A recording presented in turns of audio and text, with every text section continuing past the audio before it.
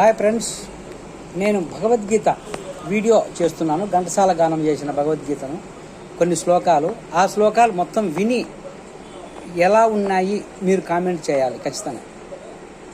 Hi friends, పార్థాయ ప్రతిబోధితాం భగవతా నారాయణేన స్వయం వ్యాసేన గ్రథితాం పురాణమునినాం మధ్యే మహాభారతం అద్వైతామృతవర్షిణి భగవతి అష్టాదశాధ్యాయని అంబా ధాం అనుసంధదామి భగవద్గీతే భవద్వేషిణి. భగవద్గీత మహాభారతము యొక్క సమగ్ర సారాంశము. భక్తుడైన అర్జునుడు కొనర్చిన ఉపదేశమే గీతా సారాంశము. భారత యుద్ధము జరగరాదని సర్వవిధముల ఆ భగవానుడు ప్రయత్నించను, కానీ ఆ మహానుభావుని ప్రయత్నములు వ్యర్థములాయను. అటు పిమ్మట శ్రీకృష్ణుడు పార్థునకు సారథి అయి నిలిచిన పిమ్మట యుద్ధరంగమున అర్జునుని కోరిక మేరకు రథమును నిలిపెను.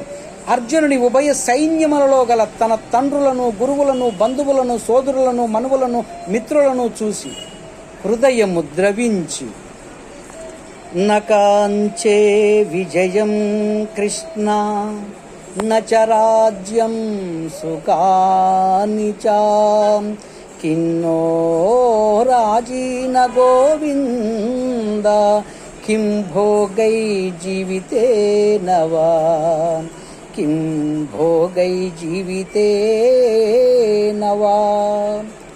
స్వజనమును చంపుటకిష్టపడక నాకు విజయము వలదో రాజ్యసుఖము వలదో అని ధనుర్బాణములను కింద వేయించి దుఃఖితుడైన అర్జునుని చూసి శ్రీకృష్ణ పరమాత్మ అశోచ నవ్యచోచత్వం ప్రజ్ఞావాదాం చ భాసతే గతాసు నగతాచూంసగ నాను తోచంతి పండిత నాను తోచంతి పండిత. దుఃఖింపదగని వారిని గూర్చి దుఃఖించుట అనుచితము. ఆత్మానాత్మ వివేకులు అనిత్యములైన శరీరములను గూర్చి గాని నిత్యములు శాశ్వతములు అయిన ఆత్మలను గూర్చి గాని దుఃఖింపరు.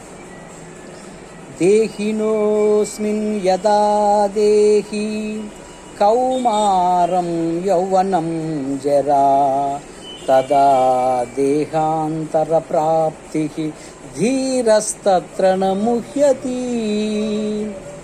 జీవునకు దేహమునందు బాల్యము, యవ్వనము, ముసలితనము ఎట్లో మరొక దేహమును పొందుటకు కూడా అట్లే కనుక ఈ విషయమున ధీరులు మోహము చెంద. వాసాంశజీర్ణాని యదా విగాయ నవాణి గృహ్ణాతి నరోపరాని తదా శరీరాయ విహాయ జీర్ణాయ అన్యాని సంయాతి నవాని దేహి. మనుషుడెప్పుడు చిరిగిన వస్త్రమును వదలి నూతన వస్త్రమును ధరించును, అట్లే ఆత్మ జీర్ణమైన శరీరమును వదలి కొత్త శరీరమును ధరించును.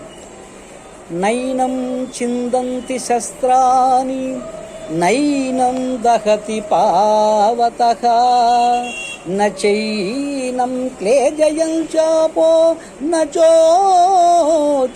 మారుతః నచోచయతి మారుతః. ఆత్మ నాశనము లేనిది.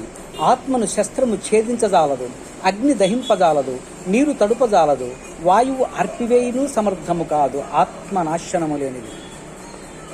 జాతస్య హి ధ్రువో మృత్యువు ధ్రువం జన్మ మృతస్య శా తస్మాదపరిహార్యేర్ది నత్వం తోచితుమర్నసి నత్వం తోషితుమర్నసి. పుట్టిన వానికి మరణము తప్పదు, మరణించిన వానికి జన్మము తప్పదు. అనివార్యముకు ఈ విషయమును గూర్చి శోకింపదగదు.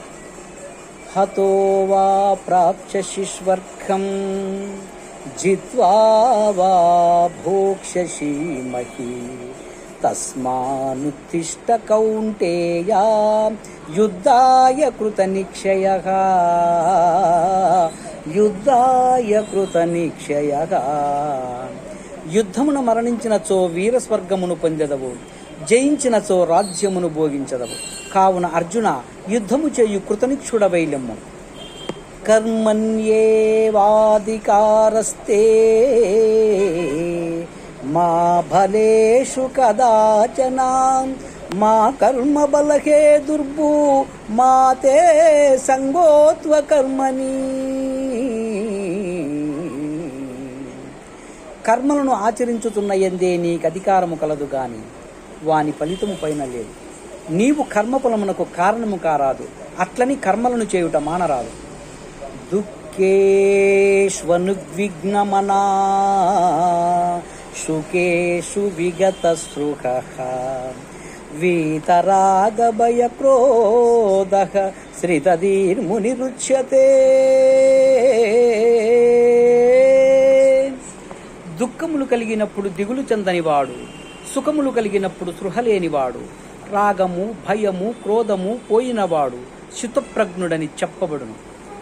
హాయ్ ఫ్రెండ్స్, భగవద్గీత ఇప్పుడుండే జనరేషన్లో పిల్లోళ్ళు వినాలంటే వినలేరు.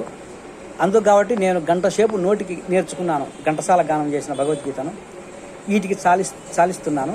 ఎవరైనా భక్తి ప్రోగ్రాములు చేయించేటప్పుడు దేవాలయాల కాడ భగవద్గీత చదివించాలనుకుంటే నా ఫోన్ నెంబర్ 9959412726 ఈ నెంబర్కి ఫోన్ చేయండి. నాకు డబ్బులు అవసరం లేదు, మీరు మమ్మల్ని ఆహ్వానించడమే మాకు గొప్ప. ఏదైనా భక్తి పాటలు పాడాలన్నా భగవద్గీత చదవాలన్నా అన్నీ పాడి మిమ్మల్ని ఎంటర్టైన్మెంట్ చేయడానికి మేము సిద్ధంగా ఉన్నాము.